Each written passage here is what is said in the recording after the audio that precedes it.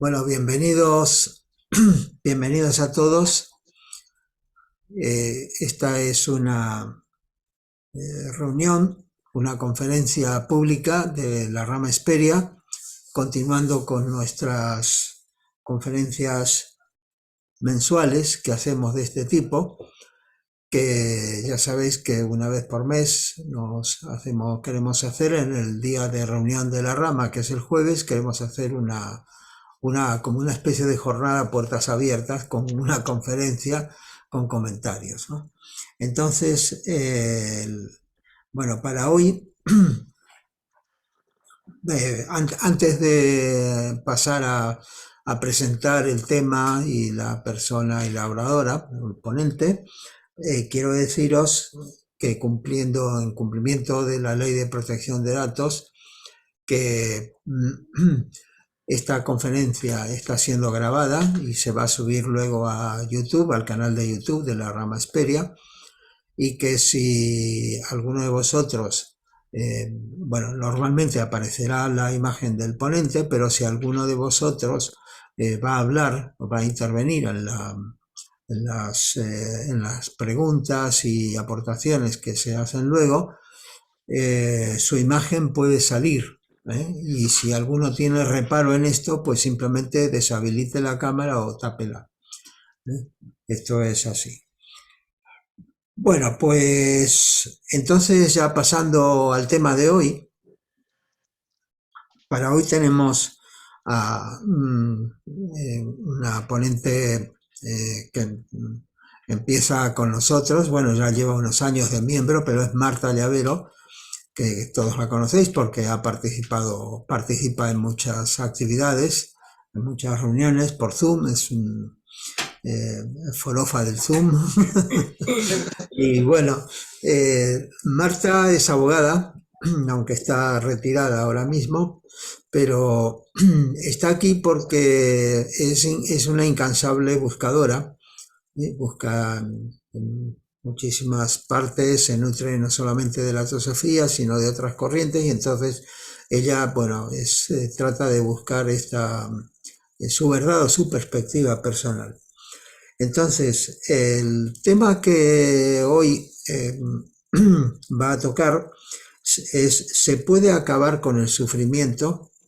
Es una pregunta que creo que nos compete a todos, porque quién más o quién menos no tiene algo de sufrimiento, no padece algo de sufrimiento en su vida. Entonces creo que es un tema muy interesante y evidentemente aquí la persona o el ser que ha tratado esto con mayor amplitud ha sido Gautama el Buda, y Marta nos va a enfocar un poco un poco o bastante en esa dirección. Entonces, Marta, te agradezco tu participación en esta conferencia y adelante, es todo tuyo, el micrófono. Muy bien, pues muchísimas gracias, Carlos, muchísimas gracias a todos y vamos, porque no tenemos mucho tiempo, vamos a empezar ya. Esta gran pregunta, efectivamente, como dice Carlos, a todos nos afecta, la contempló de una manera deliciosa el Buda y la denominó, o se ha denominado, las 4 nobles verdades. Estas 4 nobles verdades surge la filosofía esta, del origen.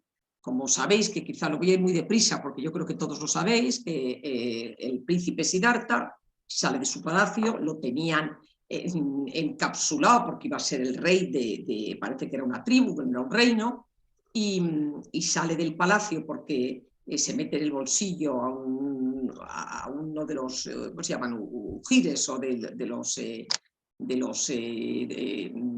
bueno, empleados del rey, y se da cuenta del enorme sufrimiento que hay enfermedades, que hay miseria, que hay pobreza, que hay vejez, y se queda anonadado. Él estaba acostumbrado a vivir en su palacio entre algodones sin darse cuenta de esta existencia, y se queda muy impresionado ya desde la más tierna infancia. Como vaticinaron, era un hombre que ya dijeron que iba a iluminarse, y decide muy brevemente, porque iba a extenderme un poco más, pero prefiero ir ir a preguntas y desarrollar más el porqué del sufrimiento y si tiene solución. Y decide entonces emprender la búsqueda del porqué del sufrimiento de esta realidad y se une para ello con unos yogis y practican durante unos años el ascetismo. El ascetismo, además, de una manera muy severa. Y entonces se da cuenta que, que la iluminación, que la razón del por qué tanto sufrimiento, que no accede a él con esta vida de no comían prácticamente, va perdiendo peso, se queda absolutamente en los huesos y que la razón y la iluminación no le llega. Y decide abandonar a estos yogis ascetas, que eran 5, cosa que llevan muy mal porque le parece a Buda no ha podido llevar esta vida de sacrificio y ha caído en la tentación de que había una niña o una chica que le ofrece arroz con leche y entonces eso a Buda le llena de energía otra vez y dice, me encuentro mucho más tendente a ver la iluminación y mucho más con más claridad de ideas que con esta vida tremenda de sacrificio. Y decide ponerse a meditar debajo del árbol Bodhi y no levantarse hasta que no alcance la iluminación y el porqué de esta realidad, de este samsara, el porqué de tanto sufrimiento. Y ahí es cuando desarrolla las 4 nobles verdades. Las 4 nobles verdades que supone el primer mapa espiritual que da el Buda, es el primer giro de la rueda del Dharma, en el sentido del primer desarrollo espiritual y además 4 nobles verdades que en las 3 primeras, que ahora os cuento cómo la presentan, coinciden en todas las tradiciones budistas, en todas las que pertenecientes al budismo, todas coinciden en la realidad de estas, fundamentalmente de estas 3 nobles verdades. El samsara se da cuenta, esta realidad, el samsara, es sufrimiento y que la felicidad no se va a alcanzar aquí, de la manera como percibimos esta realidad, no se va a alcanzar. ¿Cómo presenta Buda las 4 nobles verdades? Pues sigue los mismos pasos que en la medicina. Primero establece un diagnóstico, cuál es la enfermedad que sufrimos. La enfermedad que sufrimos es el sufrimiento. Después la etiología, cuáles son las causas del sufrimiento y detalla y desarrolla unas causas. En tercer lugar, el pronóstico, ¿tiene solución el sufrimiento? ¿Se puede superar el sufrimiento? Sí se puede superar porque las causas están dentro de nosotros, somos nosotros, el ser humano, quien las provoca, con lo cual sí puede cesar. Y después ya establece el Dharma, que es la medicina para curar este sufrimiento. Se conoce las 4 nobles verdades porque el camino del medio no es ni en la vida ascética que había comenzado con sus primeros compañeros del viaje espiritual, estos 5 primeros yogis, y tampoco es la vida hedonista que había tenido en el palacio, que le habían tenido al margen de cualquier tipo de sufrimiento y de todo. Cuando ya alcanza la iluminación, tiene el don de la omnisciencia y va a buscar, porque sabe dónde están sus 5 primeros compañeros. Y cuando los 5 yogis, ascetas, le ven venir, al principio lo reciben muy mal porque pensaron que había sido un desertor y que no había podido superar esta vida de sacrificio. Pero a medida que se va acercando, se dan cuenta que Gautama Siddhartha, que ya no es el mismo, que es un ser iluminado. Y entonces son los primeros que reciben las enseñanzas de las 4 nobles verdades. La fuente mía fundamental de esta charla es el Lama Rinchen, que es un budista de la tradición Shakya, que es el que lleva un monasterio que hay en Pedreguer, en Alicante. Lo considero un hombre desde luego excepcional, con unas dotes de expandir el budismo y todas las enseñanzas ejemplar, con una generosidad que clama al cielo. Él es de Paraguay, estudió en New Jersey, en el Rutgers, en la universidad, hizo psicología y arte, y esa es fundamentalmente mi fuente de información. El por qué el nombre de las 4 nobles verdades. Nobles porque provienen de un ser iluminado, por eso se llaman nobles. Y verdades porque son realidades que puedes comprobar, que podemos cada uno comprobar de manera experiencial. Y por eso se llamaron las... El objetivo final, pues descubrir la esencia, la verdad de lo que somos y la realidad de los fenómenos. El Dharma, ¿no? Quiénes somos. Esa es la esencia fundamental, aparte de aprender a vivir en el samsara, que efectivamente si no aprendemos a vivir no nos vamos a poder, y si no comprendemos las leyes que él rige, como ahora veremos, no vamos a poder superar la enfermedad del sufrimiento. Bueno, vamos a la primera noble verdad. La primera noble verdad, ya te digo que me da pena luego al final dejar un momento, ya no solamente para preguntas, sino para recordar las principales ideas o que se van a decir. La primera noble verdad, como os he dicho, es ¿cuál es el diagnóstico? El diagnóstico es que con un sufrimiento más o menos sutil, pero todos sufrimos, tal cual vivimos esta realidad, esta samsara, esta realidad que es relativa, sufrimos. Si no somos conscientes de este sufrimiento y tampoco nos queremos hacer conscientes, difícilmente vamos a continuar entonces queriendo estudiar cuáles son, detallar las causas y por tanto cesar. Si creemos que ya no tenemos sufrimiento, pues entonces apague y vámonos. Pero el sufrimiento burdo ese lo tenemos todos, el sufrimiento del malestar físico, de la enfermedad, de la vejez, todo ese sufrimiento lo conocemos, ¿no? Eso pues con dolores, no hemos descansado, nos encontramos mal, hemos perdido la salud, ese sufrimiento parece que sí que es común, pero después hay un sufrimiento más sutil que ese ya nos cuesta más ser conscientes de él, ¿no? Daros cuenta que casi todas nuestras acciones, y dado cómo vivimos, que no sabemos vivir el presente, pasan por debajo del radar de la conciencia, con lo cual, pues, no solamente eso nos impide vivir en el presente, sino que además nos hace o evita o impide que seamos también conscientes de ese sufrimiento.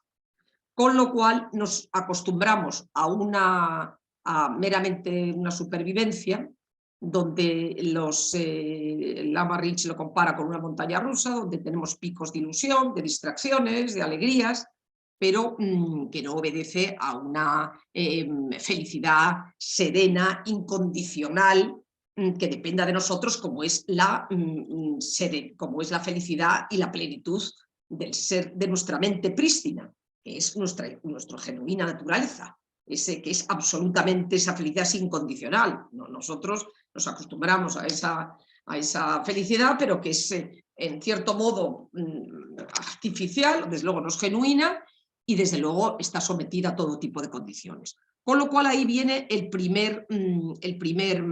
la primera causa de sufrimiento. La ley de la impermanencia y la ley del cambio es una ley que rige el samsara.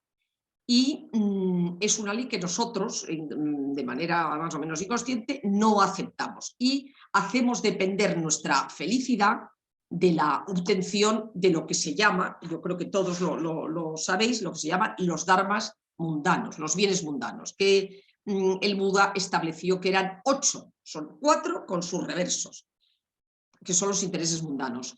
Todos buscamos en mayor o menor medida una gratificación corporal o placer. Todos buscamos que nos quieran, a personas que nos quieran. Queremos ser considerados, admirados, no ignorados, aplaudidos. Y buscamos siempre en las transacciones ganancias o bienestar económico. Eso produce un enorme aferramiento, que es otra de las causas de sufrimiento, pero estamos viendo la causa de la ley de la impermanencia y del cambio como causa de sufrimiento porque no la aceptamos. He dicho 8 dharmas, los otros 4 son el reverso. Tenemos aversión al no ser reconocidos, aversión a no ser amados, a no ser aplaudidos y en las transacciones no obtener siempre ganancias. Entonces ya el choque entre esa felicidad condicionada que la hacemos depender de estos dharmas, la realidad que está siempre cambiando y es cambiante e impermanente, ya ese mero choque nos hace no estar en armonía con la realidad, luchar en contra de esa realidad y nos produce sufrimiento. Esa desarmonía produce además una serie de emociones aflictivas por no obtener lo que realmente nos mueve en este samsara, que es estos fundamentalmente, hay más, pero vamos, estos intereses mundanos, este materialismo que es lo que un poco nos mueve, y eso produce ese choque, el no tener lo que deseamos o perder lo que tenemos. Eso produce una serie de emociones aflictivas que es la segunda causa de nuestro, que es la segunda causa, después lo veremos mejor, pero que es una de las causas de nuestro sufrimiento, ¿no? Entonces, en esa ignorancia, en esa ignorancia que tiene el ser humano, porque se ha desconectado con su parte búdica, con su ser genuino, esa desconexión nos lleva a crear un personaje falso, que es el ego, con quien nos identificamos, pero somos seres reminiscentes, y al ser seres reminiscentes sabemos que ese personaje falso a través del cual vivimos es falso, con lo cual no nos produce, nos da una insatisfacción permanente. Por eso el ser humano, por el ego, estamos, y yo hablo también por mí, estamos permanentemente insatisfechos, nos dura la felicidad de la conquista de estos seres mundanos poco, porque siempre estamos en esa búsqueda además o evitación del dolor, lo que nos lleva también a que surjan una serie de emociones aflictivas que nos van a hacer, nos hacen, y de hecho nos hacen sufrir, y nos identificamos con ese personaje falso. Entonces, esa situación de ignorar quiénes somos y de identificar con el ego, que por sí ese constructo mental, sus maneras de actuar provocan sufrimiento por las emociones aflictivas que son sus nutrientes, como después vamos a ver, ya sería otra causa de sufrimiento. Es decir, hemos visto la ley del cambio porque la realidad es impermanente, incondicional perdona, la realidad es impermanente y está en constante cambio, nosotros pretendemos agarrarla y fijarla. Después nos hemos identificado con un personaje ante la desconexión, que es un personaje insatisfecho, porque es así su construcción, porque es falso. Hemos sustituido a la esencia de la búsqueda espiritual por unos dharmas mundanos, y tenemos una relación de dependencia con ellos que nos hace sufrir, y por eso el reconocimiento de esta primera noble verdad de que todo es sufrimiento, pues es necesario para seguir avanzando y ver de dónde proviene este sufrimiento. ¿Y por qué? Porque podíamos efectivamente ver que estos dharmas mundanos no los tenemos siempre, pero aceptar de alguna manera que son, que son condiciones que a veces se dan, otras veces no se dan, pero no sucede así. ¿Por qué? Antes de entrar en la segunda noble verdad, o entrando en la segunda noble verdad, que es la etiología de las causas del sufrimiento, vamos a empezar a desarrollar el karma, por ejemplo, que es una de las causas, pero todas las causas están interconectadas, da igual por cuál empecemos, todas al final es como un círculo vicioso donde una nos va a conducir a la otra. Es una relación vertical causal y vamos a empezar a desarrollarla. La primera, que no es por orden de prelación, pero una causa es el karma. Todo en esta existencia se basa en causas y en condiciones. Todo. Y estas causas y condiciones van a provocar esa ley de causa y efecto. Todas nuestras acciones van a tener consecuencias. Y, por supuesto, las consecuencias van a depender de lo que sembremos. Si sembramos tempestades, obtendremos tempestades. Si sembramos emociones aflictivas, densas, y acciones dañinas y energías densas, vamos a obtener de vuelta por esta ley de causa y efecto, vamos a obtener también estas consecuencias dañinas en nosotros. No es porque haya una justicia cósmica o que haya unos registradores viendo qué nos tienen que castigar o qué nos tienen que premiar. No se trata de eso. Es simplemente casi una ley física que si ponemos en movimiento una energía densa, esa energía que hay, porque no la creamos, como sabéis, la energía ni se crea ni se destruye, pero transformamos la energía existente en energía densa y eso va a volver a nosotros. En esta reencarnación o cuando el ajedrez cósmico tenga las fichas libres y necesarias para encontrar la situación propicia y devolvernos devolvernos, no sé si es la palabra, pero sí, que venga de vuelta esa energía que hemos sembrado. Ahora bien, el karma, si bien es causa de sufrimiento, por la ley de causas y condiciones, por nuestras acciones dañinas, no es determinismo. El karma está entre el libre albedrío y el determinismo. ¿Esto qué quiere decir? Que aunque efectivamente sí que es cierto que las condiciones obviamente van a influir, tenemos la libertad, como después veremos, cesando las causas de sufrimiento y en el Cuarta Noble Verdad nos dicen un poco el sendero a seguir, podemos transmutar ese karma que se puso en funcionamiento por acciones dañinas pasadas, pero con unas nuevas acciones lo podemos transmutar, a cuyos efectos, como después también veremos, tenemos que estar en el presente, porque si estamos mirando como la estatua de Lot el pasado y el futuro, no vamos a poder crear acciones conscientes que nos hagan, tener conductas nobles, conductas y pensamientos y visiones nobles, y por tanto no podríamos cambiar este karma. Pero ¿cuál es el combustible del karma? ¿Cuál es el combustible de las acciones dañinas? ¿Por qué? ¿Por qué realizamos actos dañinos? Entendemos la ley de causa y efectos, entendemos que lo que sembramos nos tiene que venir de vuelta. Si sembramos tempestades, pues nos vienen tempestades. ¿Pero por qué huracanes? Hay una frase, ¿pero por qué? El combustible del karma son la manera que tiene ese personaje falso de sobrevivir, que es a través de las emociones aflictivas. Emociones aflictivas que son las pasiones bajas. Y quien sepa de Enneagrama, que es este mapa de la personalidad que alguna vez hemos comentado, cada uno, todos tenemos todas las emociones bajas, de la ira, de la envidia, de la lujuria, de la gula, de la avaricia, cuyo núcleo es o bien el aferramiento, el apego, o bien el odio o la aversión. Esas dos son las emociones base. Ese es el sistema operativo que tiene este personaje falso, el ego, que hemos creado. Es su manera de actuar.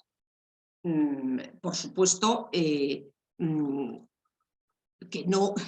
por supuesto que podemos trabajar con un análisis que después vamos a ver en la tercera causa sobre la posibilidad de cesar, pero es la manera que tenemos si nos sigue pasando como nos pasa, y como pasa a muchos adolescentes y nos pasa a la gente mayor, nos sigue teniendo o pasando nuestra vida y nuestras acciones por debajo de la conciencia. Por eso la vivencia del presente y de estar con luz y taquígrafos cogiéndonos y vigilantes las 24 horas del día de cuándo esta emoción aflictiva va a empezar es fundamental, como después veremos. Shantideva, que era un místico del siglo VIII, decía: el principal enemigo son nuestros estados aflictivos. Eso es lo que... Pero nuestro sistema operativo, como digo, funciona así.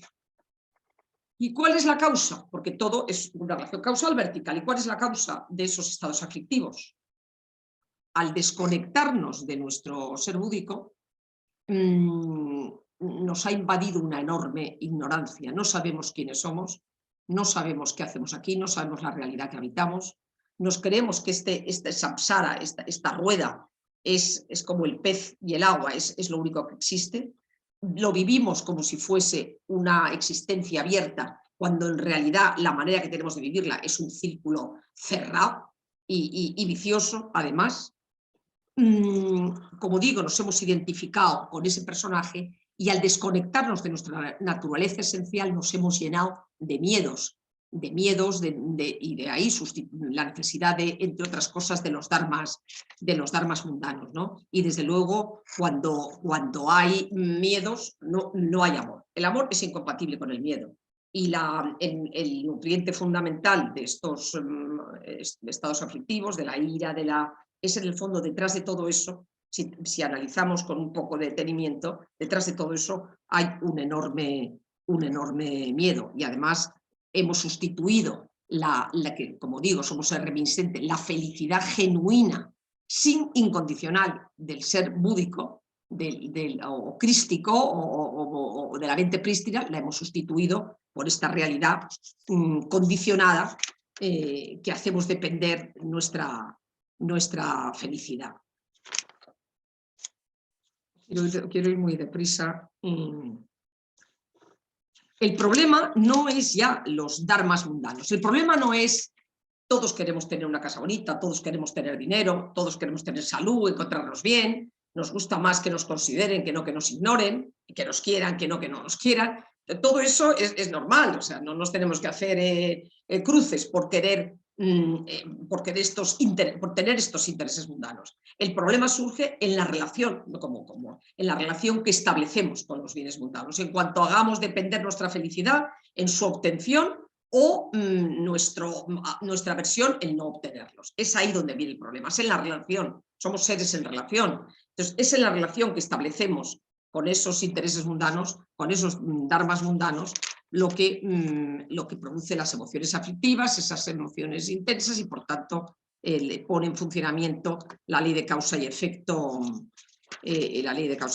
Otra causa, hemos dicho ya 3 causas, la cuarta causa es la ignorancia de las leyes. Hemos hablado antes de la ley de la impermanencia, ignoramos esa ley.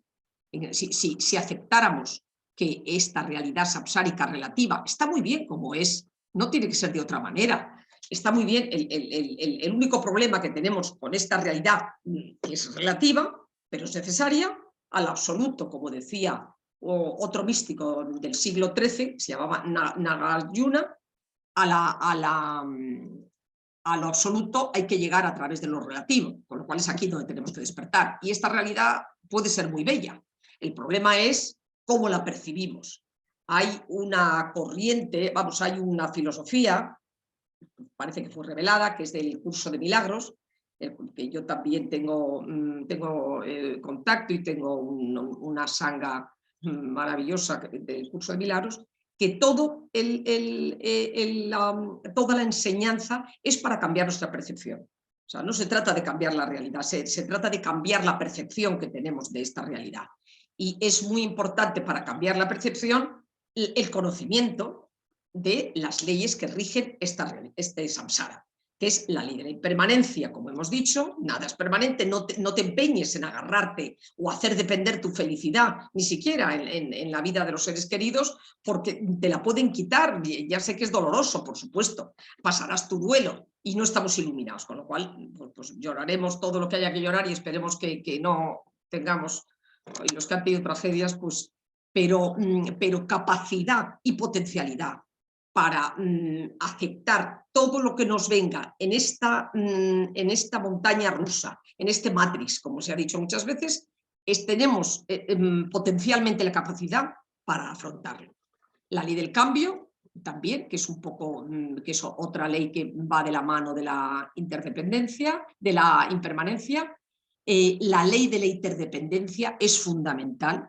Esta ley es muy importante. Decía el Dalai Lama, dice en un libro que ha escrito sobre la ética del millennium, decía la nueva ética del próximo milenio, parece que era así el libro, decía, no va a haber ya, no es ya tanto de filosofías y de religiones, sino de que comprendamos y que hagamos nuestra la ley de la interdependencia, porque desde luego la comprensión en mayúsculas y la meditación y el habitar esta ley, desde luego es el antídoto contra el egocentrismo, porque cuando tu bienestar depende del bienestar del otro y realmente estás convencido de ello, el egocentrismo, la separación, desde luego se diluye. Los muros que el ego establece por miedo y se mete en su burbuja por esos miedos, esos se disuelven enormemente, porque de que el otro esté bien va a depender que yo esté bien y a la inversa. O sea que esa ley de la interdependencia y subrayo lo que dice el Dalai Lama con este libro, La ética del nuevo milenio, me parece que se llama, que la ética es no tanto la religión, sino concentrémonos en la ley de la interdependencia, ¿no? Y lo demás ya vendrá por añadidura, porque de ahí también surge un altruismo, deseamos el bien de todos, abandonamos un poco el egocentrismo de estar preocupado y obsesionado por nosotros mismos, que es otra de las causas del sufrimiento. Es decir, es yo, mí, ante mí y por mí. Entonces, esa obsesión por nuestro bienestar, esa aversión por el dolor, esa preocupación por nuestro... todo eso produce sufrimiento. No hay nadie que, siendo sus emociones aflictivas, estas que estamos hablando de la ira, la envidia, el egocentrismo, el egoísmo, la ignorancia, la identificación con este personaje falso, que como somos, insisto, seres reminiscentes, sabemos que ese personaje no es real, no somos nosotros, no hay nadie sin tener un trastorno psiquiátrico que pueda ser feliz. Nadie es feliz haciendo el mal, es que es imposible, porque tenemos una cosa que se llama la conciencia y tenemos otra que se llama el remordimiento de conciencia y no hay nadie, con lo cual, pues fíjate si podemos trabajar sobre la causa fundamental que puede desencadenar, que desencadena todo el resto de las causas de esta rueda del samsara, ¿no? Yo en ese sentido, lo mismo que Shantideva, las emociones aflictivas desde luego es el origen de todo sufrimiento, porque de ahí, como decimos, se deriva el karma, de ahí se deriva el propio sufrimiento, la ignorancia, etcétera, etcétera, el egocentrismo, etcétera.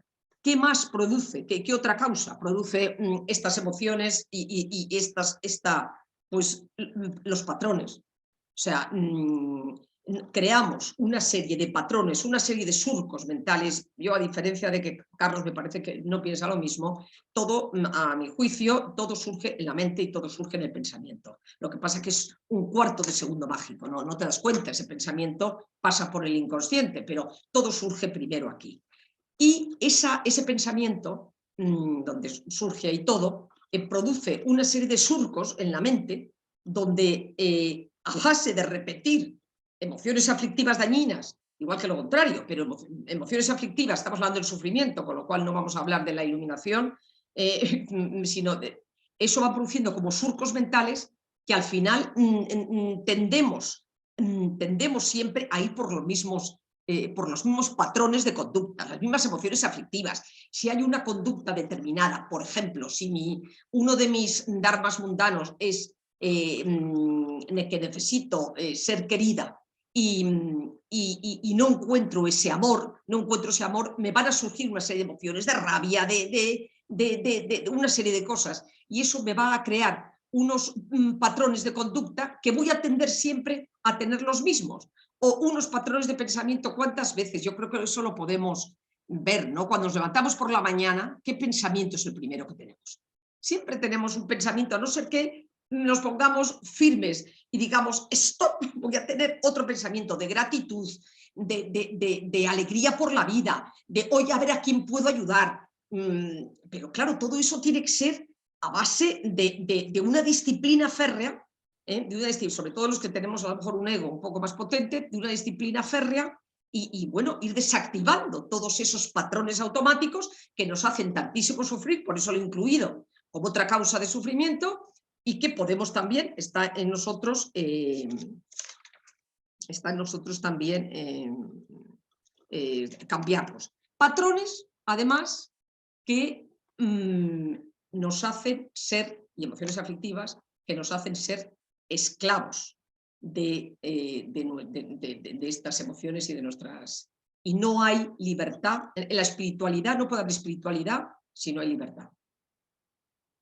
No puede haber espiritualidad sin libertad, con lo cual no vamos a poder nunca, no solamente a dejar de sufrir, que además nunca vamos a poder llegar a una espiritualidad ni siquiera mínima, con los tres centros, no solamente el mental, que ahí podemos hacer discusiones a base de oír enseñanzas y demás, pero una espiritualidad de verdad vivida y donde habitemos estados nobles y virtuosos.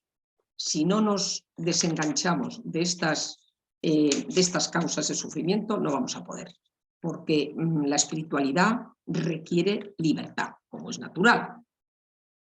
Muy bien, todo esto está muy bien, pero bueno, ¿y qué hacemos? Hemos dicho, tiene solución, que es la tercera noble verdad, que es el pronóstico. El pronóstico, el Buda dice, podemos cesar en estas causas que acabo de enumerar rápidamente, podemos cesar en el sufrimiento, ¿no? Buda dice una cosa con respecto a las cuatro nobles verdades que tenemos que recordar y grabárnoslo. No nos hace falta más felicidad, sino menos sufrimiento.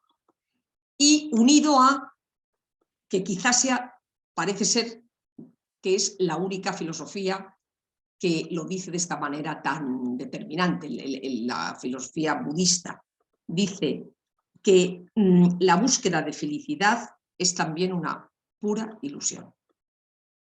Es también una pura ilusión, que a mí cuando lo leí, la verdad es que me sorprendió. Es una pura ilusión, la búsqueda de felicidad. Yo llevo años buscando la felicidad, es también una pura ilusión, pero es lógico, si es que al final ni hay nada nuevo bajo el sol y todo tiene una lógica aplastante. Por eso los Mahatmas decían, ¿no? Si aquí no hay milagros, es todo científico, no hay milagros, ¿no? Está en la naturaleza. ¿Por qué? Porque el ser crístico, búdico, nuestra mente prístina, nuestro ser divino, ya goza de por sí de una plenitud y de una felicidad y de un estado que le llaman el estado inefable, porque no se puede expresar del gozo que ni siquiera lo imagino ni me arrunto, que es que es, como digo, inefable, está ahí y la buena noticia es que permanece inmaculado, a pesar de las barbaridades que hace ese personaje falso, que es el antídoto de nuestro ser búdico. A pesar de las barbaridades, nuestro ser búdico permanece inmaculado, no consigue afectarle en absoluto. Y luego, tarde o temprano, todos conectaremos, yo solo creo, eso sí que puede ser un tema de creencia, yo creo que conectaremos al final con ese ser búdico, pero para eso, como digo, tenemos que hacer un trabajo aquí importante. Dicho esto, hay una frase muy simple, pero que a mí me hace mucha gracia y que digo, joder, es simple, pero tiene toda la razón. Uno cambia cuando quiere cambiar, no cuando no quiere cambiar. A mí me llamó mucho la atención esa frase y digo, pues tiene toda la razón, uno cambia cuando quiere cambiar y no cuando no quiere cambiar. Y para acabar con nuestro sufrimiento más o menos sutil o más o menos burdo, desde luego tenemos que querer cambiar, porque si no, vamos a ver que no pasa nada tampoco, no se hace con, no hay juicios ni nada, pero no. ¿Qué tenemos que hacer? Acordaros que Sócrates decía que una vida sin examen no merece la pena ser vivida. Y eso quiere decir que tenemos una necesidad de hacer un examen honesto y sincero de esas causas que nos producen sufrimiento. En la tercera noble verdad vamos a hablar de un proceso deconstructivo. Hemos dicho que la felicidad está ahí, que no hay que buscarla, que está ahí porque nuestro ser búdico es en sí feliz y que lo único que nos impide acceder a ello son los obstáculos, que somos nosotros, las causas, las emociones aflictivas, la ignorancia de las leyes, los patrones nuestros que forman surcos en la mente y en la conducta. Entonces, bueno, pues es ahí donde nosotros tenemos que trabajar en un proceso deconstructivo que es un poco la depuración de vehículos. A medida que vayamos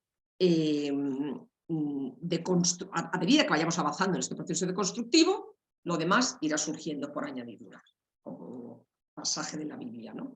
Entonces, ¿cómo hacemos? Pues primero, honestidad en mayúsculas. ¿Cuál es nuestra emoción aflictiva? ¿Es la ira, la envidia, la cobardía? ¿Cuál es? ¿Con qué dharmas mundanos se me activa? ¿Con qué dharmas mundanos se activa también esa felicidad falsaria o falsa? ¿Qué es lo que a mí me mueve? ¿Cuáles son los gatillos disparadores? ¿Cuáles son mis patrones de conducta, de pensamiento? Es decir, en la vida sin examen. Esto tiene que ser examinado detenidamente, con honestidad, en la soledad de nuestra alcoba.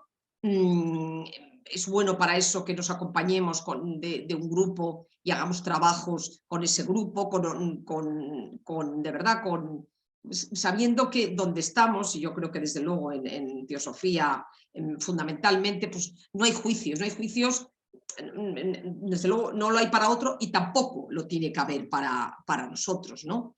¿Qué situaciones tenemos de egocentrismo?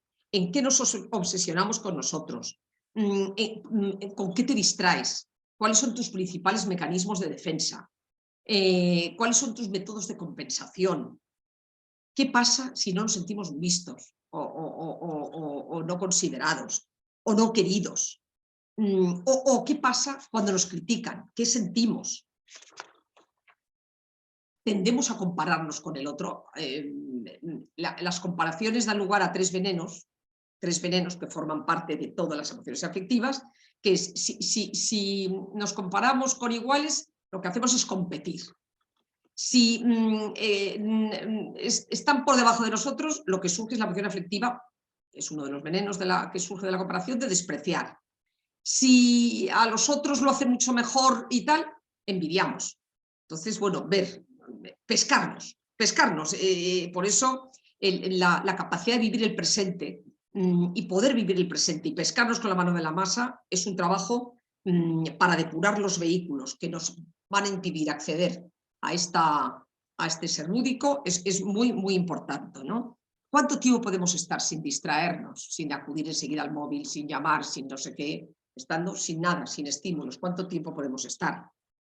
Hemos dicho que los dharmas mundanos en sí no son malos, ¿no? Pero ¿cómo nos relacionamos con el dinero? ¿Cómo nos relacionamos cuando en una transacción salimos perdiendo?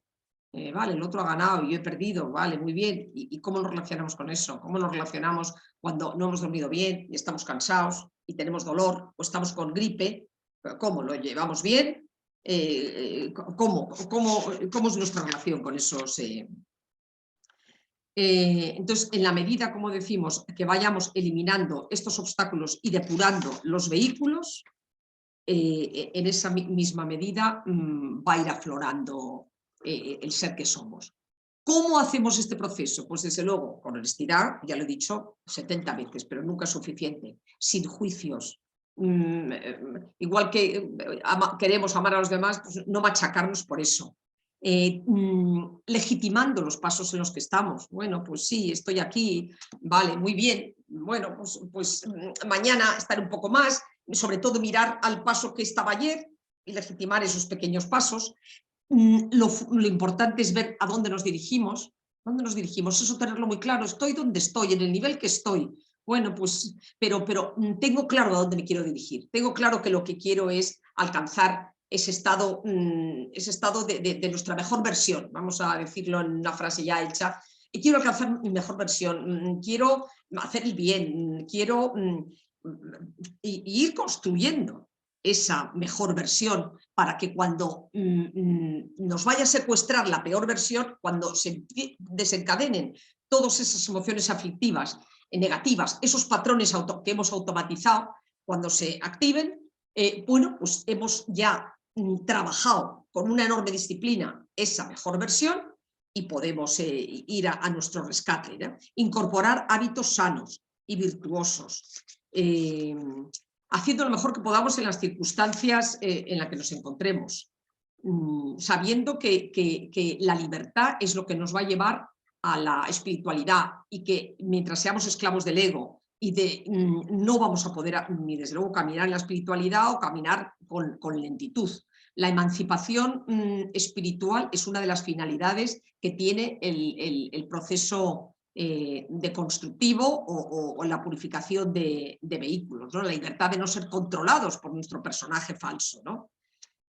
Por supuesto, hay una cosa muy importante que es, tenemos que ver nuestras heridas. Todo viene de nuestras heridas infantiles aflictivas. Ahí viene todo.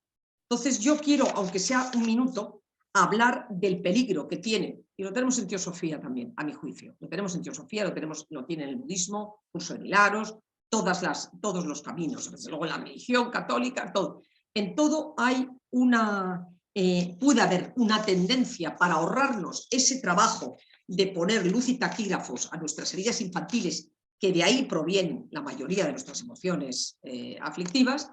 En los 8 primeros años, más o menos, ahí se crea la herida y después lo que vamos es, se van reactivando con otros personajes, pero en el fondo, si la herida no está ahí, no se te reactiva con nada. Con lo cual la herida es muy importante y por supuesto a menor herida, cuanto mejor amado has sido, más inteligente amado has sido, menos herida tendrás.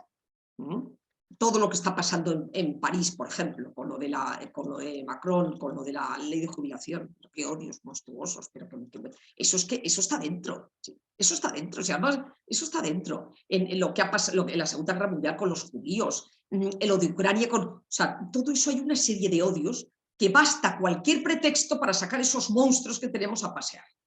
Cualquier pretexto. Entonces, si queremos hacer de verdad un mundo mejor, tenemos que trabajar individualmente sobre nosotros, ¿no? Y para eso, en este trabajo de disciplina que estoy diciendo, de poner luz y taquígrafos, que no me canso de decirlo, por eso la parte psicológica creo que es esencial, hay que tener muchísimo cuidado, y más en estos ámbitos, muchísimo cuidado con el bypass espiritual. El bypass espiritual es una expresión que a mí me parece muy acertada, que en 1984 el psicólogo estadounidense John Welwood acuña, ¿no? ¿Qué es el bypass espiritual? O sea, como efectivamente enfrentarnos con nuestras sombras. Es duro, porque es un trabajo que requiere valentía, pues entonces, y nos gusta mucho más, es mucho más amable los atajos, nos refugiamos en la espiritualidad, escondemos nuestras heridas debajo de la alfombra, nuestras heridas psicológicas, y nos refugiamos en la oración, nos refugiamos en la espiritualidad, hablamos siempre de lo inefable, hablamos de lo inefable, está muy bien que hablemos de lo inefable, por lo menos para saber quienes estén más cerca, pues para saber a qué huele, ¿no? A qué huele ese estado de nirvana, ¿no? Que solamente pensarlo me emociona, porque me veo tan sumamente lejos. Bueno, está muy bien todo eso, ¿no? Pero hay que hacer un trabajo de fondo y cuidado con los bypasses, cuidado con las anestesias. Ya Jung, fíjate que no es sospechoso, no hablo ya de Freud, que era un hombre poco espiritual, sino de Carl Jung. Uno no alcanza la iluminación fantaseando sobre la luz, sino haciendo consciente la oscuridad. uno no alcanza la iluminación fantaseando sobre la luz, sino haciendo consciente la oscuridad. Y esto es muy importante también. Hay una corriente que lo que intentan es reprimir nuestras necesidades y fomentando un desapego, ¿no? Ah, no, si yo no necesito que me quiera, ah, no, no, si yo estoy ya por encima, ah, no, no, no, no, no. Esos somos humanos, somos seres humanos, no hemos despertado. Yo creo que la mayoría de los que estamos aquí, unos menos y otros más, pero no hemos despertado, con lo cual las necesidades que como seres humanos pues hay que verlas, hay que satisfacerlas, hay que ver de dónde vienen, hay que ver cuáles son necesidades legítimas y cuáles no tan legítimas porque vienen de una herida infantil. En fin, todo eso hay que verlo, ¿no? Y desde luego no utilizar la espiritualidad para engañarnos y para reprimir sentimientos que requieren nuestra atención. Reprimir sentimientos, reprimir pensamientos, reprimir emociones que requieren nuestra atención y hay que trabajar sobre ellas. Y la fruta caerá pues cuando esté madura. Por supuesto que mirar el arbolito a ver si madura sin regarlo, sin hacer nada, pues no, tampoco, no. Y por supuesto que la espiritualidad es esencial, sobre todo es esencial. Pero de ahí a abolir todo el trabajo de fondo psicológico de sanar estas heridas infantiles, que es además lo que nos va a hacer que superemos las causas del sufrimiento, de ahí va un trecho. Entonces, esa sería la tercera noble verdad. Antes, fíjate, ya son las 7:25, yo antes la cuarta noble verdad es cierto, es el Dharma, ya sabéis que la cuarta noble verdad hablan de la visión correcta, hablan de tres adiestramientos superiores. Es la sabiduría, la conducta y la meditación. La sabiduría es la visión correcta y el pensamiento correcto. Obviamente es importante tener una visión correcta de lo que es el samsara, de estas leyes que hemos dicho, de estas leyes de la no dualidad, de todo esto es muy necesario.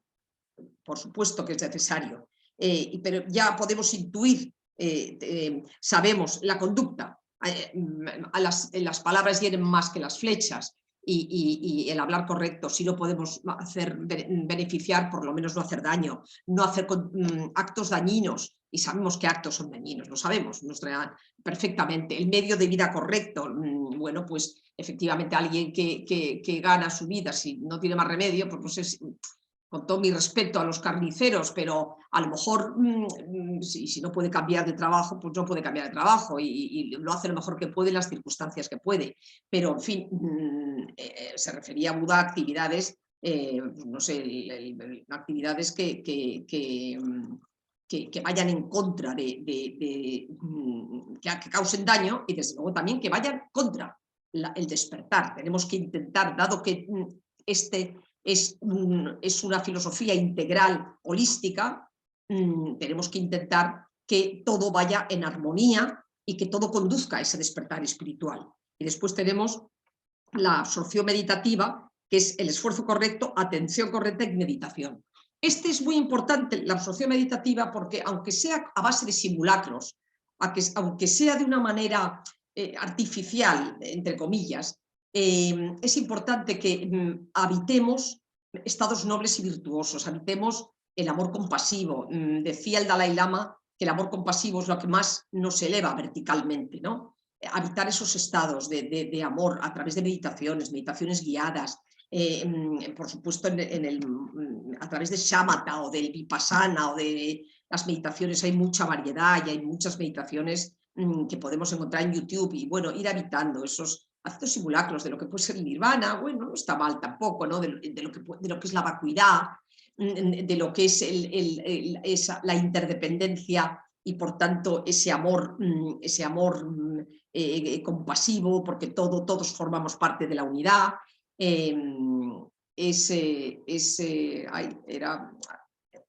iba a deciros?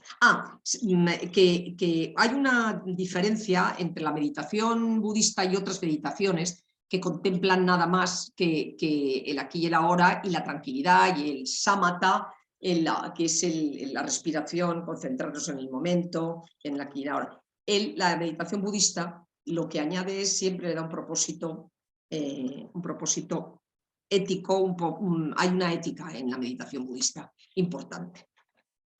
Una cosa también importante, me da pena porque además no he querido leerlo, con lo cual hay cosas que se pueden quedar en el tintero, muchas, pero es que es la hora ya, pero hay algo que no quiero que se me olvide, es que el 98% de las acciones son neutras, pasan por debajo del radar. ¿Cómo podemos convertir estas acciones neutras en un karma, para que tengan un karma trascendental?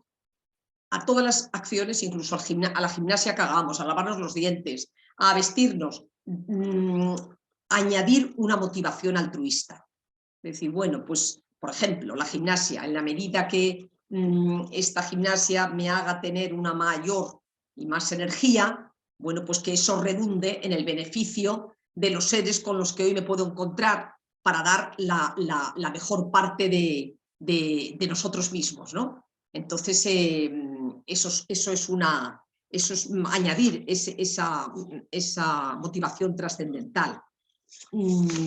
Cosas así que no me gustaría, fíjate que tengo de perlas, eso sí que lo he escrito, lo otro tengo apuntes, pero de perlas, bueno, objetivo fundamental del Dharma es descubrir quiénes somos, que eso ya lo he dicho. La buena noticia es que no hay un plan B, es decir, para el despertar. No hay un plan B. No hay un plan B. Después ya, en la cuarta noble verdad, podremos tener unas técnicas, unas conductas, poner más énfasis en una cosa, en una herramienta o en otra. Sobre la cuarta noble verdad, que es el sendero, el camino. Pero las tres primeras nobles verdades que habla del sufrimiento, de cómo eliminarlo, no hay alternativa. Es lo que tenemos que hacer sí o sí.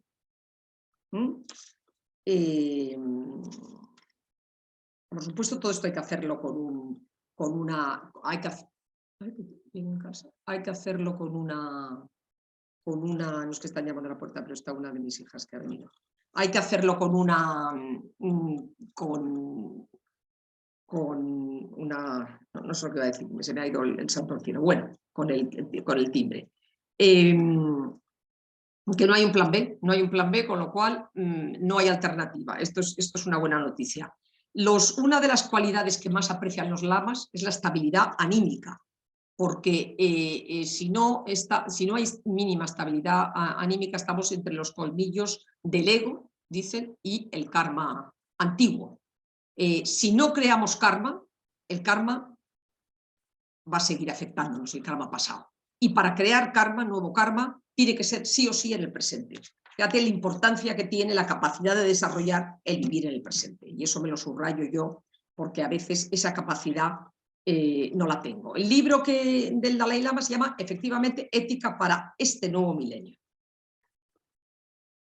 Hay otra cosa, y dado de la ley de la impermanencia, la ley del cambio, la vamos a rescatar a nuestro favor, y es que podemos convertir todo excremento en abono.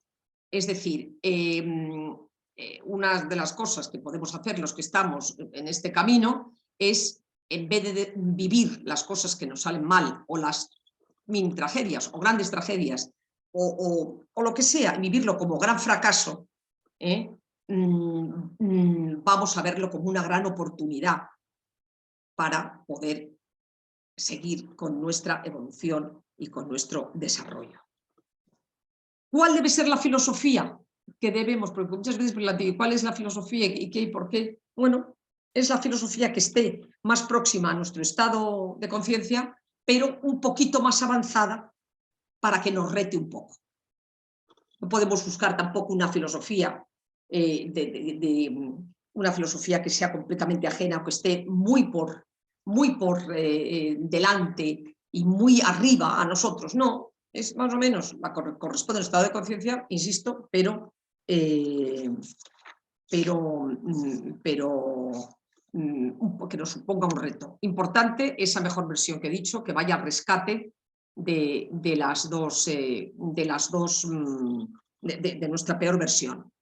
En la meditación, que es una de la meditación correcta, la sabiduría tiene que ir de la mano de la virtud y la virtud de la sabiduría. La sabiduría sin virtud es meramente un ejercicio intelectual, está muy bien, pero es un ejercicio intelectual. Y la virtud sin sabiduría, pues es algo más burdo, es algo como más, sí, más burdo, más, no sé qué palabra utilizar, más burdo. Con lo cual tiene que ir de la mano. Y es bueno en estas meditaciones que hagamos que meditemos estados de compasión, como he dicho, de altruismo, junto con los estados nobles, junto con las leyes que rigen el samsara y junto con el simulacro que estaba diciendo del nirvana. Hay un ejercicio que propone Lama Rinpoche, que a mí me gusta mucho, que es imaginarte que estás en el lecho de tu muerte. Y entonces, imagínate. A mí eso me ha pasado a veces de cosas que me preocupaban muchísimo y he hecho el ejercicio de imaginarme esto que ahora me está quitando la paz de una manera inconmensurable. ¿Me preocuparía cuando me esté muriendo? En absoluto, ¿no? Entonces, empatizar con con tu yo en el lecho de muerte, empatizar con ese yo que va a tener sus propios valores, va a tener sus arrepentimientos de no haber hecho lo que en ocasiones debería haber hecho, empatizar con ese, escribir ya tu guión de a dónde querrías estar y después intentar no traicionar a esa última versión de ti misma.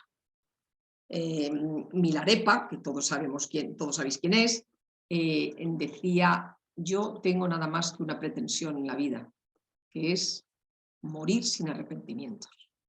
Y el lama contaba que él asistió a enfermos terminales mucho tiempo, a gente muy anciana, y decía que el dolor más grande que tenían los ancianos era cuando se arrepentían de haber hecho o de no haber hecho algo. Eso les producía una enorme tristeza, y es triste. Estando en una situación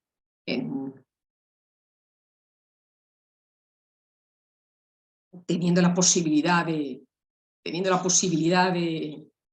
cambiarlo, con voluntad uno no cambia si no quiere cambiar, es triste. Me pasa como Milarepa, que ojalá intente haber los menos arrepentimientos posibles, ¿no?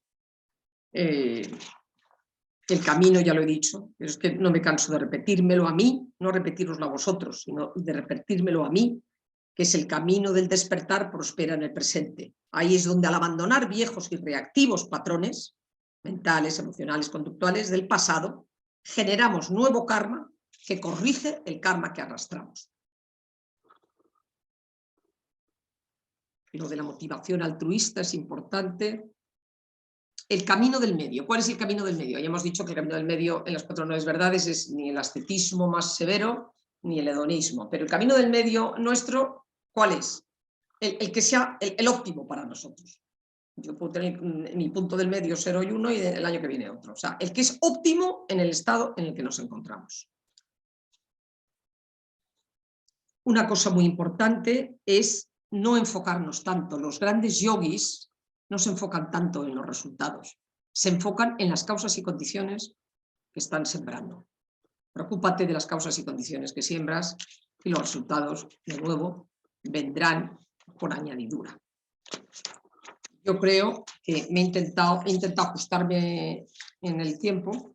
Yo creo que estoy bien de tiempo, Carlos. No lo sé. Yo creo que sí. Y he estado a la hora que con un... Sí, en todo caso, si quieres luego redondear o añadir algo en el curso de las preguntas lo puedes hacer. Muchas gracias, Marta, y además muchas gracias por ajustarte más o menos al tiempo. Estuvo muy bien, muy bien. Nos has dejado una gran cantidad de puntos interesantes y supongo que habrá muchas preguntas y contribuciones. Entonces voy a poner la lista de los participantes para poder ver quién no es. veo si preguntan, no lo voy a ver, o no sé cómo hacer para verlo. Ya sabes que yo con la informática, por eso no me... Puedes poner la lista de participantes Si abres Ah, el canal de los participantes y entonces están ordenados y los que queráis preguntar o hacer una contribución tenéis que levantar la mano electrónica, porque la otra no la veo, no las puedo ver todas.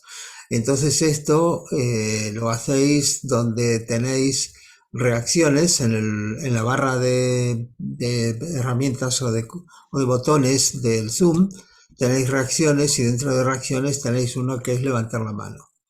Entonces si os veo y aquí por orden vamos a dar paso. Bueno, a mí me ha parecido todo muy bien. Y me parece también lo último que dejaste, la última perla esta que dejaste, muy buena, como muchas otras, pero esto, no preocuparnos por los resultados.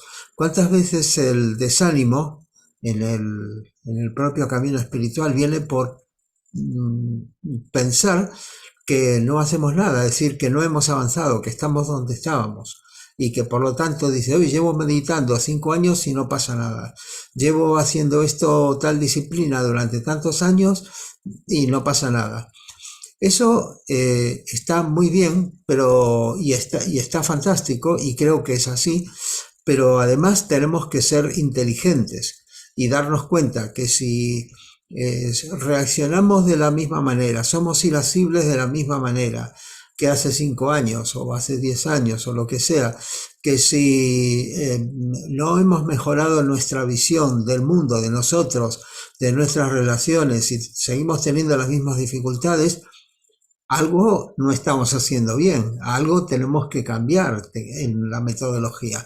Hay gente que se sienta a meditar permanentemente todos los santos días y dice, no, pero yo medito 15 días, pero 15 minutos, lo que sea, pero la mente vaga por ahí o hace cualquier cosa. Eso no sirve para nada. Entonces hay que buscar otra forma, ¿verdad? Ese es un punto lo que... ¿Qué te parece a ti? totalmente, totalmente, totalmente que efectivamente es eso, cuidado con los patrones, cuidado con que la mente divague, estar muy alerta, hay que estar muy, muy alerta para no dejar que nuestro ego campe sus... y, y totalmente de acuerdo contigo, Carlos. Sí. Yeah. Después, otra de las cosas, voy a comentar algunas de las cosas que dijiste, ya que todavía no veo manos. En definitiva, aquello de ver nuestra parte oscura o no tan buena de nosotros mismos y no darle la espalda simplemente mirando hacia otro lado o hacia un supuesto ideal es, en definitiva, conocernos a nosotros mismos, que de eso se trata. No solamente conocer la grandeza que hay en nosotros, ¿sí?, sino también conocer cuáles son esas limitaciones, ¿verdad? Así es conocer, sí, es conocer la grandeza. La grandeza no la vamos a conocer hasta que no removamos las limitaciones, como he dicho antes. Entonces, ese trabajo de conocer esa grandeza pasa por remover los obstáculos que nos limitan, Pero ¿no? creo que es un trabajo dual, ¿verdad? Que tienes que hacer tanto las dos cosas. Es decir, porque si no, ¿por qué vas a remover las limitaciones si no sabes que hay una grandeza en tu interior? Sí, es un proceso de, como he dicho, de constructivo. Es un proceso de constructivo y al mismo tiempo se acompaña, no he hablado de eso porque no me daba tiempo, es bueno que se acompañe de prácticas que nos hacen reconectar con ese ser del que somos seres reminiscentes y, como he dicho antes, está inmaculado. ¿A través de qué? A través de vivir el presente, a través de meditaciones, a través de cultivar los paramitas, los estados virtuosos, los estados nobles, a través bueno, desde luego, de escucha de las enseñanzas, de gente que está más avanzada en el camino, saber sus experiencias, intentar cultivar los paramitas, la generosidad, la paciencia, la disciplina, cualquier oportunidad que tengamos, utilizarla para ir avanzando en esa reconexión con el estado, con el ser noble, ¿no?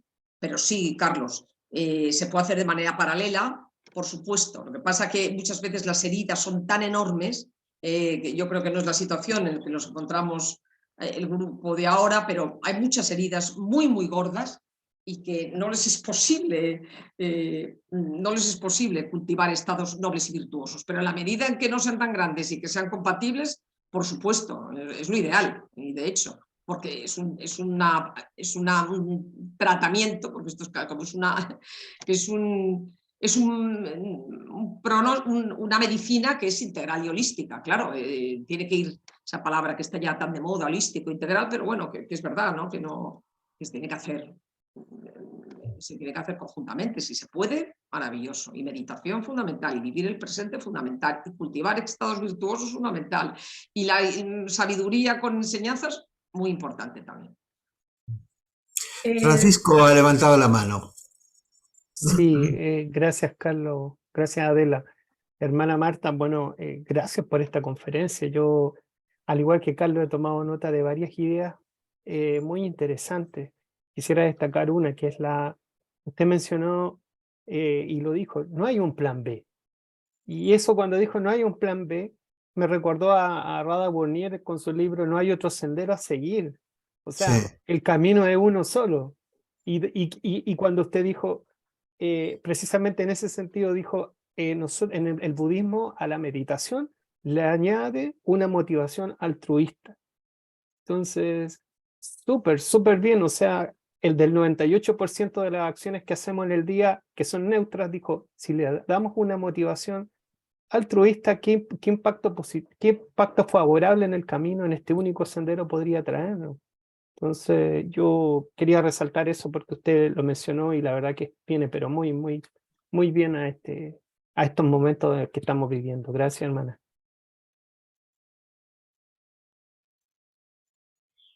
Marta, si quieres comentarlo. Es que ha puesto énfasis él en dos temas muy importantes. Es que a mí me impresionó cuando escuché que el 98% de las acciones son neutras, y es verdad, y si te pones a pensar es verdad. ¿Qué acciones he hecho hoy importantes, además de estar con vosotros? Pues el resto es neutras, anodinas. Y entonces, oye, pues voy a convertirlas, ¿no? Voy a convertirlas en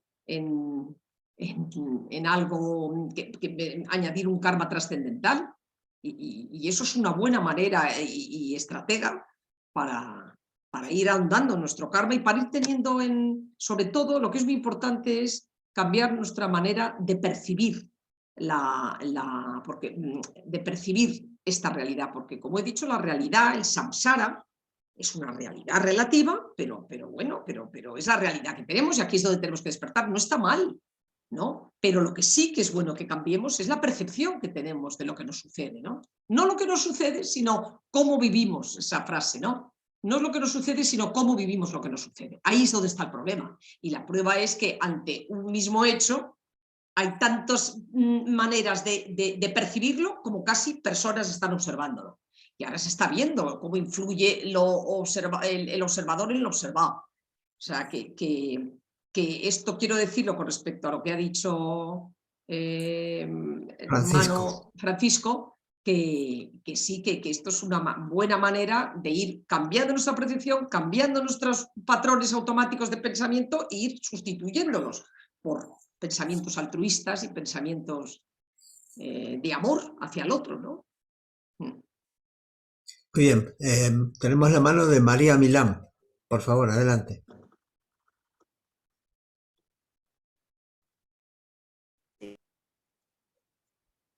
María, tienes que abrir tu micrófono. Mercedes, no se te oye. Ya, pensaba que lo había quitado. No. Hola, Marti. Hola, Mercedes. Me ha encantado toda la exposición. Me parece un recuento extraordinario. Nos has dado una pasada por un montón de cosas. Y yo quiero hacerte una pregunta. Quiero preguntarte, desde todos estos conocimientos que tú tienes, ¿se puede acabar con el sufrimiento? Tu respuesta, la de Marta. La de Marta, yo no digo si yo soy capaz de acabar con el sufrimiento en el estado egoico en el que me encuentro. Que he de deciros que no es un estado egoico, estoy donde estoy, es decir, todavía bastante atrasada, no me voy a poner calificativos, porque estoy diciendo que no hay que juzgarnos, no me voy a juzgar yo. Pero por supuesto, y de hecho el Buda lo consiguió. Y los seres iluminados lo han conseguido, han seguido viviendo en el samsara, pero ya sin sufrir, porque han tenido una comprensión y una percepción tan profunda, primero, de que esto es una realidad relativa, que esto no es la realidad, la realidad absoluta, la que corresponde habitar a los seres iluminados, que es, como digo, plenitud y goce. Esto es una realidad relativa, y en la realidad relativa la enfermedad, la muerte, la pobreza, todo eso forma parte, pero está bien. Está bien en la medida en que yo reconozca una ley universal de este samsara, de esta matrix. Oye, no, es que todo es impermanente, todo está sujeto al cambio, hay interdependencia, y lo acepto de verdad, con una no resignación, no, hay una aceptología, porque estos son las reglas del juego, de este juego, que es donde tenemos que despertar. Entonces, si hay una aceptación profunda, dejas de sufrir. Por supuesto, aceptación que tiene que ir acompañada con haber sanado los filtros a través de los cuales percibes la realidad, porque percibimos la realidad tras nuestros filtros y ahí se distorsiona todo. Si yo las muestras, bueno, lo que a mí me puede parecer muestras de desamor de un hijo, a lo mejor a mi marido no se lo parece, pero es que yo lo estoy a lo mejor filtrando a través de mis heridas y a través de mis carencias, porque somos seres carentes. Podemos dejar de serlo, pero como estamos identificados con un personaje falso que es carente de por sí, que es el ego, todo lo que veamos y percibamos a través de ese personaje va a venir contaminado. Y en la medida en que empecemos a conectarnos con nuestro ser búdico, que es posible, y no solamente es posible, sino que es obligatorio. Y lo vamos a acabar haciendo. No sé, como se dice, y hemos dicho en Teosofía, no dicen cuándo. Tómate todo el tiempo del mundo. El tiempo para la espiritualidad es un concepto que yo creo que no existe. Tómate todas las reencarnaciones que quieras, pero sí o sí vas a terminar despertando. Y despertando en este mundo, y despertando, que es conectando con esa naturaleza única. Entonces, vale, o sea que tienes absoluta certeza y fe en que se puede acabar con el sufrimiento. Mercedes, yo no puedo decirte eso, porque yo no he acabado.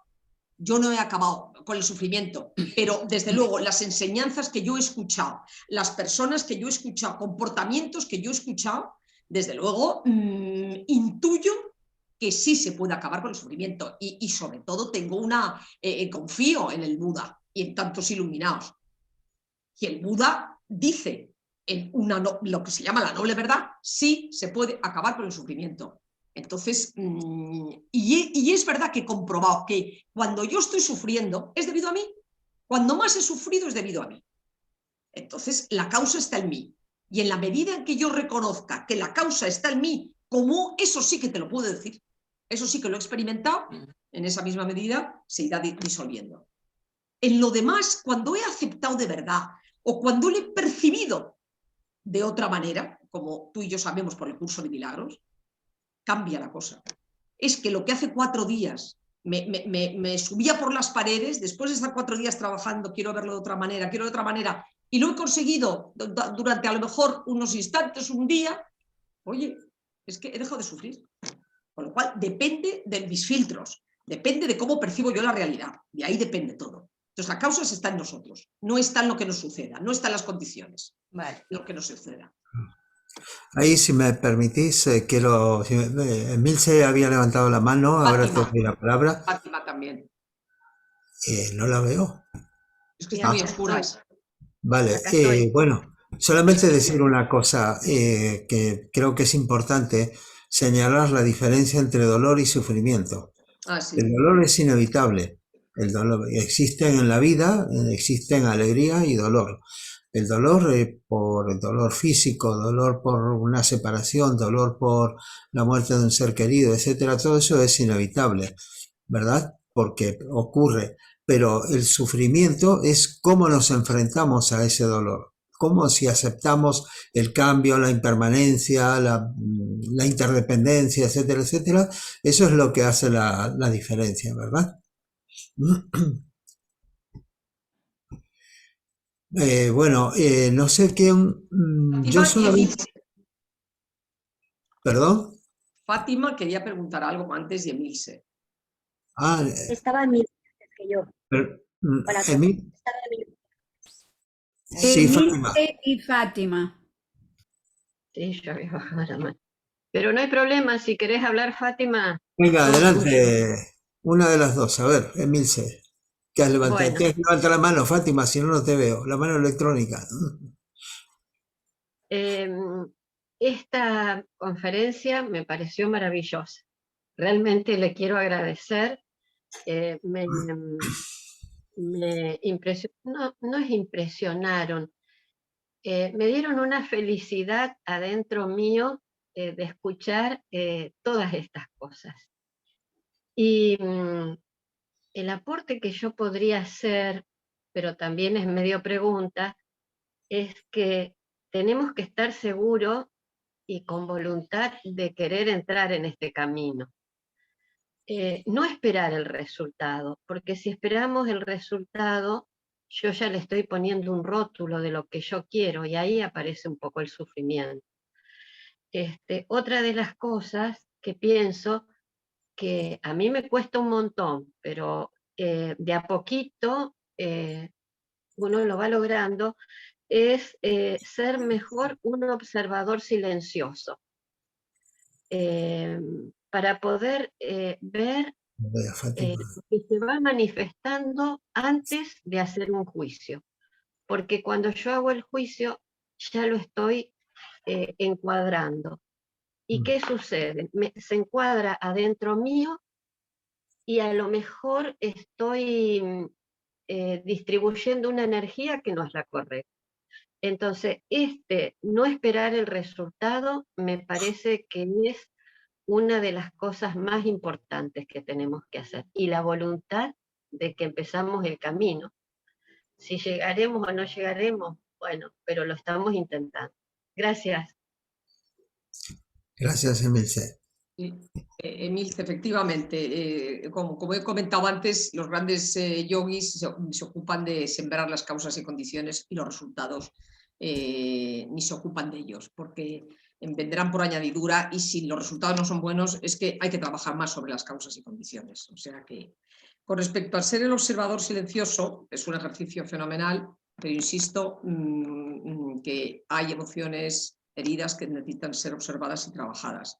Con lo cual se requiere también no solamente ser un observador, no solamente el proceso de desidentificarte con ese personaje, estoy de acuerdo contigo, sal de ese personaje, sé el observador, vete como alguien observado, porque como he dicho, una de las causas de sufrimiento es la identificación, pero es verdad todo eso que dices, pero ese personaje falso tiene que sanarse lo más posible, porque es lo que tenemos, es con lo que vamos a reconectarnos.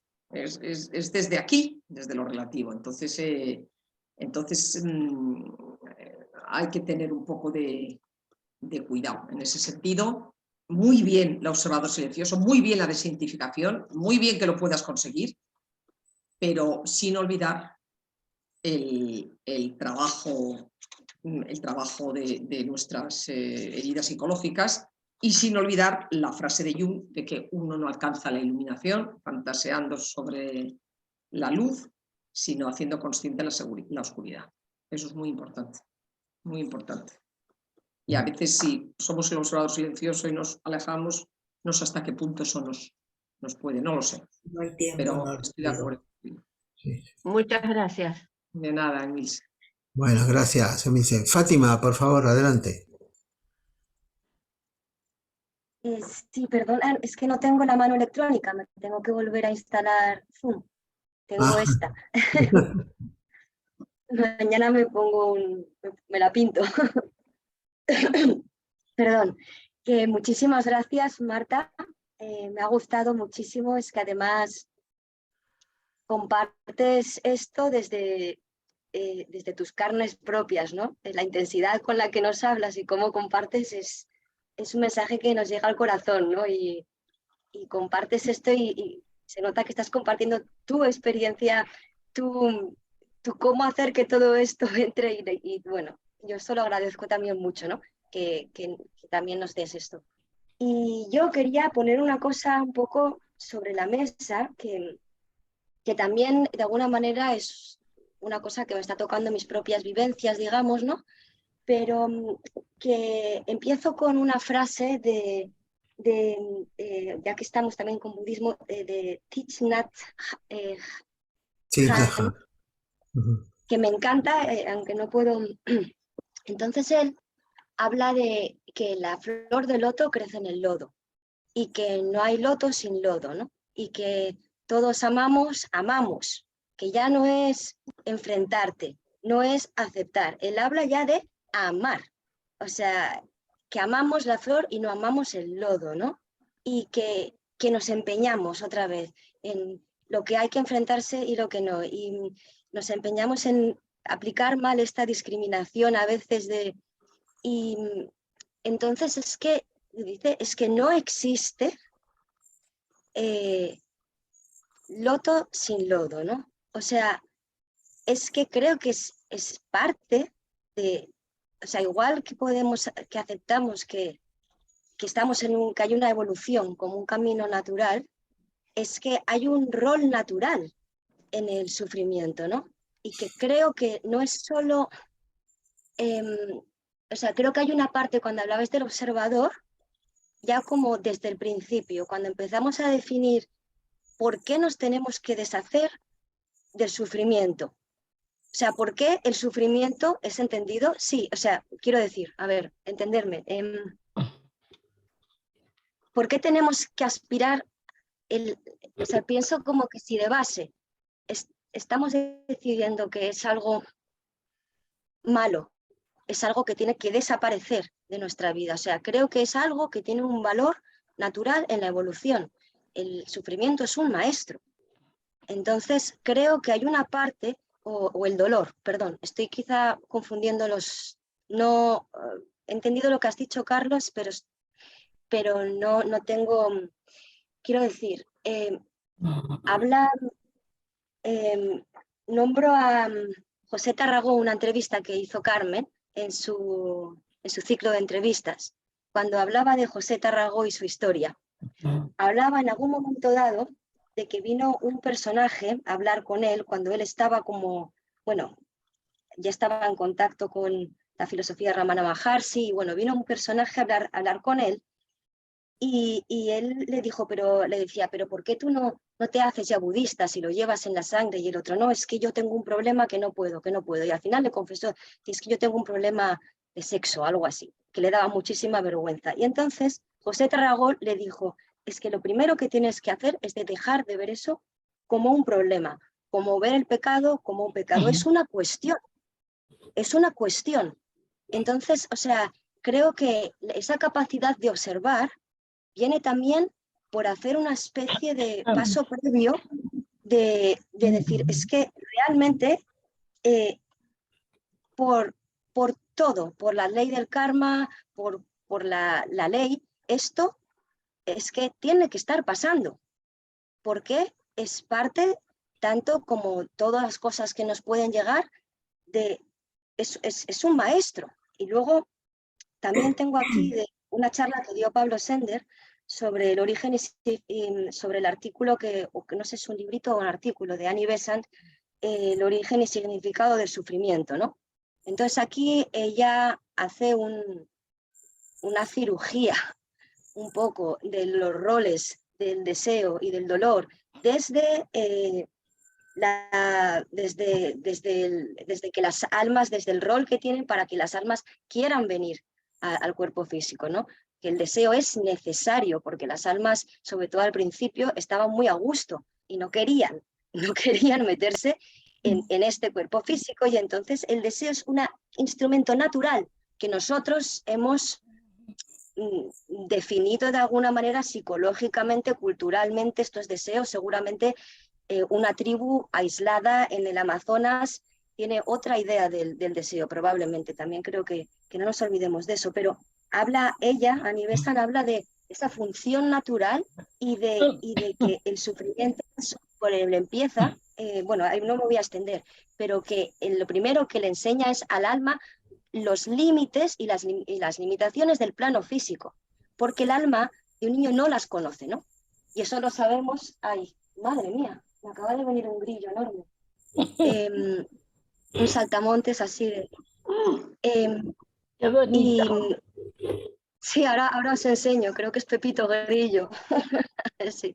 Bueno, que dice eso, que tiene que enseñar al alma las limitaciones, ¿no? Entonces vemos, por ejemplo, el ejemplo de cómo aprendemos con dolor físico a que las cosas, o sea, creo que eso con el dolor físico se puede ver, ¿no? Como al experimentar la caída del niño y tal, es que aprendes, ¿no?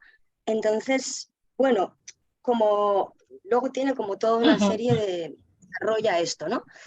Pero vamos, que lo que venía a decir era compartir un poco y expresar esta idea de ver el lodo, ¿no?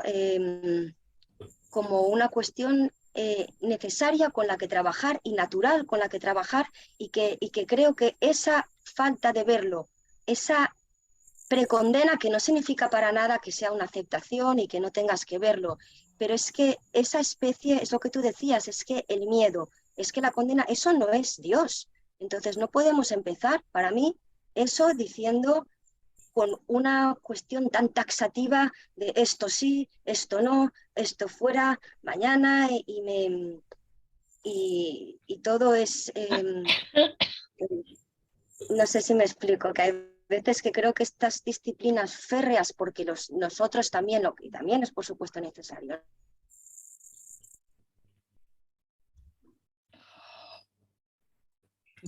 Comento si Muy bien, quieres. gracias, Fátima. Comento si quieres algo a Fátima. Carlos. ¿Cómo? ¿Te comento alguna cosa a Fátima? Si quieres comentarle, sí. Mira, Luego tenemos a Adela, que había pedido la palabra, y Yolanda. Rápidamente. No sé si te he entendido. ¿Eh? Es que Fátima se había quedado congelada, Ah, pero ahora ya, bueno. Fátima, ¿has vuelto? Perdón, ¿Has este no, sí, es que tengo muy mala conexión, por eso estaba sin el vídeo todo el tiempo, pero... ¿Quieres continuar? No sé si me habíais entendido. Es básicamente el entender el sufrimiento como un maestro, bueno, perdón, el dolor como un maestro necesario, y no empezar directamente por condenarlo, por hacer esta línea. Vamos a ver, Fátima, efectivamente, como ha dicho Carlos, dolor y sufrimiento son dos cosas distintas. En el sufrimiento hay una no aceptación del dolor, que es lo que lo convierte en sufrimiento. Y ese, bueno, pues es una no aceptación de la situación que tienes y de ese dolor. Y ahí el sufrimiento y el dolor, o el sufrimiento o el dolor sin sufrimiento, sí puede ser un maestro, sí te puede ayudar. Es verdad que además cuando estamos en una situación un poco miserable, entre comillas, es cuando estás más vulnerable, es cuando estás más necesitado, y ahí afloran, el ego se queda chiquitito, mucho más encogido, y luego se vuelve a recomponer, desafortunadamente. Pero tanto Claudio Naranjo como los budistas, como el Lama Rinchen, el sufrimiento no es algo necesario para el camino espiritual. Es cierto, y yo lo he comprobado en todos los talleres en los que está con Claudio Naranjo, que éramos grupos de 100 personas, donde hacíamos un trabajo del ego importante, talleres de 10 días duros. Todas las historias que había eran cada cual más disparatada. O sea, el que no había sido abusado sexualmente por un tío carnal había sido maltratado, el que no había sido maltratado, en fin, y éramos 100, un grupo de 100.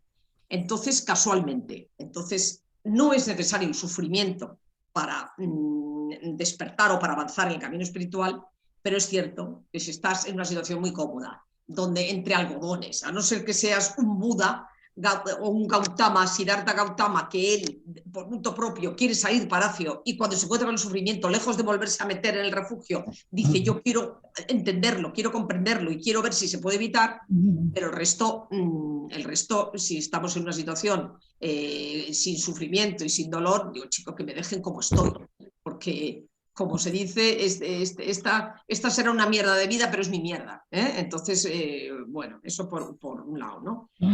Lo del lodo, claro, si es la flor de loto está aquí, es como lo de las ostras, las ostras y la perla.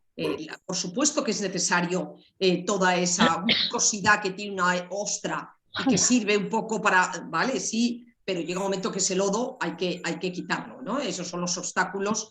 Llega un momento que si la perla quieres disfrutar de ella no te la puedes poner con la ostra y con la mucosidad de la ostra, hay que despejarla, aunque por supuesto no hay perla sin mucosidad y no hay sí que puede haber mucosidad, sí. El ejemplo no se puede par y pasum trasladarlo, ¿no? El deseo está muy bien y por eso he dicho que no está nada mal, que yo quiera tener una casa bonita, un dinero, ganancias, que me quieran, todo eso no está mal, el deseo es necesario y es un motor necesario. De ahí a que estemos apegados y de ahí a que surjan sentimientos de aversión y de odio por no tenerlo o que nuestra felicidad dependa de si lo tenemos o no tenemos, esos dharmas mundanos, ahí es donde está el problema, ¿no? Pero muy rápidamente te he contestado y te he intentado contestar a las 4 cosas que has dicho, Fátima. Muy bien, gracias. Muchas gracias. Ahora Adela quería decir algo. Sí, una cosita, que todo depende, ante todo, gracias Marta, porque tu trabajo me pareció muy lindo y muy necesario sobre todo. Yo creo que tiene mucho que ver la aceptación para evitar la frustración, porque lo que nos hace infelices son las frustraciones de todo aquello que nos gustaría que sea de una determinada manera. Gente que nos gustaría que sea de una determinada manera, por ejemplo, y cosas que pasen. Pero yo creo que el hecho de aceptar, confiar que lo que está pasando es lo que más nos conviene vivir para aquello que tenemos que aprender, nos da una visión diferente. Lo podemos aceptar más fácilmente y ver que los problemas pueden ser de gente amiga, de gente familiares, gente querida, que están atravesando por distintos momentos difíciles, pero verlo de un modo como que es lo que tiene que vivir para aprender una cierta cosa.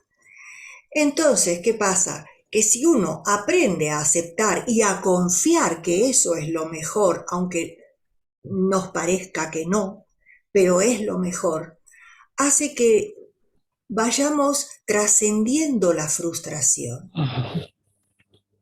Es un camino. Nada más. Muy bien, gracias. Marta, no sé si quieres comentarlo o pasamos.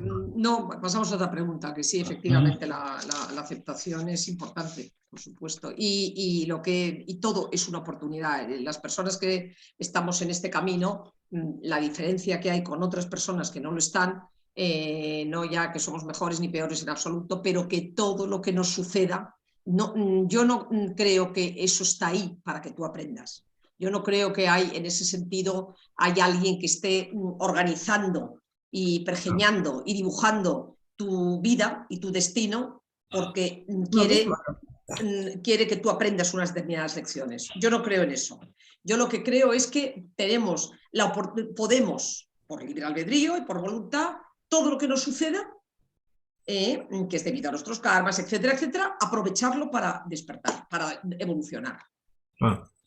Sí, por supuesto. Yo lo que quise decir es que uno mismo también crea esas condiciones. Todos son causas y condiciones, el samsara, todo son causas y condiciones. Claro que las crea, efectivamente. Totalmente de acuerdo contigo, Adela. Muy bien. Yolanda, Llegó tu Sí, turno finalmente. vale. Gracias por tu Así paciencia. practico la paciencia. Eso es. Sí, Una buena bueno, paramita para practicar, sí. sí. Bueno, yo quería hacer referencia al sufrimiento. El sufrimiento, cuando te coge la mente inferior, la mente inferior es muy machacona, te está machacando, machacando, machacando. Entonces lo que tienes que hacer es subir la vibración. Y eso, yo cuando me encuentro con gente y saco la conversación, porque ahora la gente está sufriendo mucho por todo lo que hay, le digo, ¿te encuentras mejor cuando sigues sufriendo y repitiendo? Pues no, digo, lo que tienes que hacer es no dejar la mente que te mangonee ella y que ponga ella el pensamiento, ponlo tú. Yo eso es lo que he hecho siempre. El pensamiento lo pongo yo. ¿Y qué pongo? Aquella cosa que es alegre, que es así.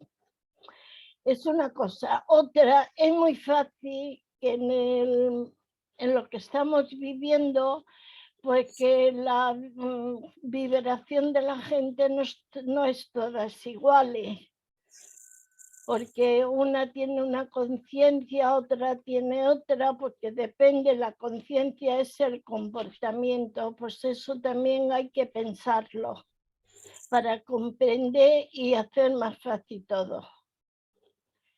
Y como siempre, pues decir que yo trabajo mucho con el amor, con la semilla de amor. Si alguien ha tenido un disgusto o algo, le mando amor, amor, y eso a mí me funciona. Claro que sí. Sí, bueno, y ya de paso, y ya termino, quería decirle a Anise que me alegro de verla, que hace mucho tiempo que no la veo. Vale, nada más. Muy bien, muchas gracias. Marta, si quieres redondear y nos despedimos, que ya no hay más Pues no, yo lo que muchas gracias y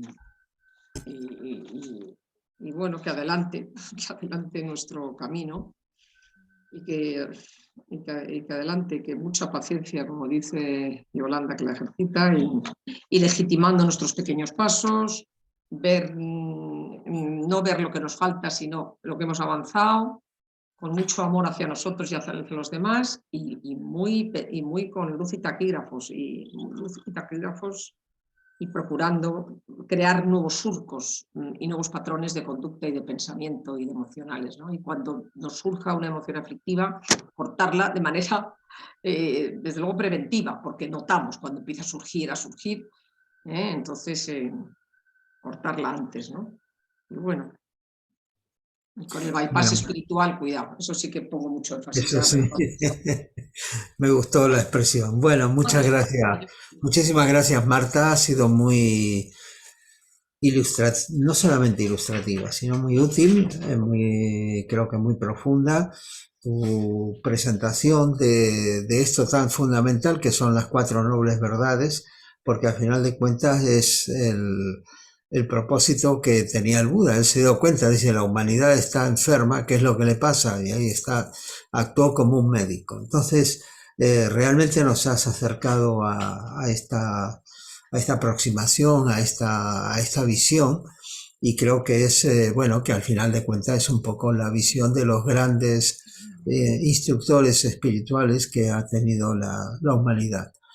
Entonces me resta nuevamente agradecerte a ti y a todos los asistentes vuestra participación e invitaros a las próximas actividades. Los que seáis de Madrid o estéis por Madrid, el lunes 17 de abril vamos a tener una charla coloquio presencial en el local de la Rama, que va a estar a cargo de María Bilbao sobre el tema Hoy es mañana. Y el jueves 27 va a ser nuestra próxima conferencia pública por Zoom, el jueves 27 a las 18:30, también jueves 27 de abril, que va a estar a mi cargo, y que se va a llamar Coincidencias que marcan nuestro destino. Estáis todos invitados y muchas gracias nuevamente. ¿Cómo que el jueves 27, Carlos? A ver. ¿Cómo, perdón? No, jueves 27 has dicho. Sí, jueves 27 de abril. Ah, de abril. Vale. De abril. Vale. Estoy... Jueves 27 de abril. Sí, no me equivoqué. ¿Está bien? Sí.